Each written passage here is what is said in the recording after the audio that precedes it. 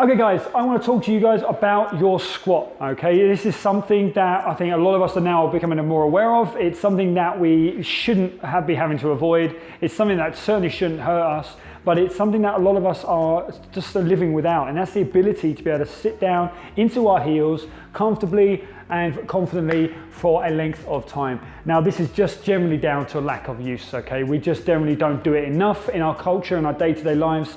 We spend a lot of time sitting, however, we sit down using the aid of a chair, a sofa, a car seat, and this is just not good enough, okay? We're not actually able to get into these optimum positions in our knees, our ankles and our hips, and as a result, those limited angles, those lack of use of those key muscle groups, it's just causing these whole areas to become congested, tight, and these are leading to these ongoing problems, these niggles, these lower limb injuries, especially when we start to actually want to use our bodies for things like going for a run, going for long walks, cycling, anything that we want to do in terms of activity where we're looking to increase the intensity or power in our legs, and then we're suddenly pulling up with these little annoying little injuries. It's because we're simply, your body is not comfortable being pushed through these big range of motion. So the squat, I'm going to help you today. I'm going to show you a couple of really simple, quick tips that you can start doing at home or in the gym, wherever you are, and you can start to improve just your general overall well-being of your body,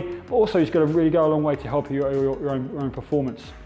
So first one, I want you to find yourself an upright, okay? I want you to find something that's secure, so a solid post. This could be a bed post, the end of the staircase at home. It could even be a table leg in your dining room, okay? I want something that's not going to go anywhere, and all you're going to look to do, take it, and all you're going to do is you use it to aid your way down into that squat, okay? So all I'm going to do is I'm just going to use it. I'm not hanging off it. I'm just going to sit down into that squat position, so my feet are roughly shoulder width apart, and I'm just looking to put my weight into my heels, weight back, and I'm looking just to utilize that post as I aid myself down into that position.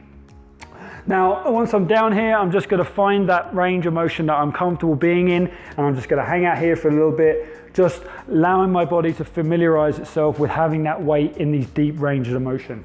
Pulling yourself back up out of it, shake it out, and we're just going to look to just repeat this a number of times and only work to your range of motion. You might only be able to get half that, okay? But even so, I want you just to start to familiarize your body with these deeper ranges of motion, getting pretty much blowing the cobwebs off those joints, okay? So for some of us, we're trying to get rid of that rusty feeling, taking ourselves down into that position. I want you to start to flare your hips, move those knees around, shift your weight from side to side, bring yourself back up, pulling yourself back out.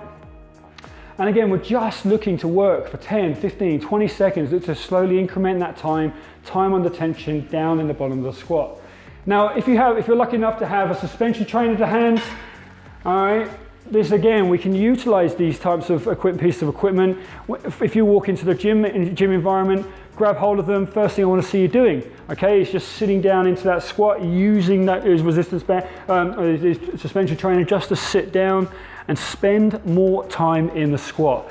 And that's essentially all we're looking to do, okay? I want you to spend more time in those deeper ranges of motion, and guess what? The more time you spend in it, the easier it's going to be. If you're looking for another way, bring a weight into play, okay? Find yourself a light weight, and those first few repetitions that you might take, whether you're at home or in the gym, I want you just to spend a little bit more time. So those first 10 repetitions that you're doing to warm up, weight up on the chest, sit down into your heels, and again, I want you to spend a little bit more time hanging out down here. By doing so, we're able to put a bit more weight into those ligaments and tendons around the ankle, around the knee, and we're just looking to put a little bit more weight into them, and that's going to allow them to just to stretch and move through range of motion that they are capable of. Okay, so we're using a post, we're using a weight, we're using a suspension trainer, but it's all about adding a bit more time under tension and a bit more play, allowing a bit more play into it. All right, so there's a couple of little tips that you can use to improve your squat mobility, and over time, allow that to happen. It's not going to happen overnight, but as I said, if you're just consistent with it, first thing in the morning, okay, pre-run, pre-ride, getting into those joints, I promise you, you're going to see a notable difference very, very quickly.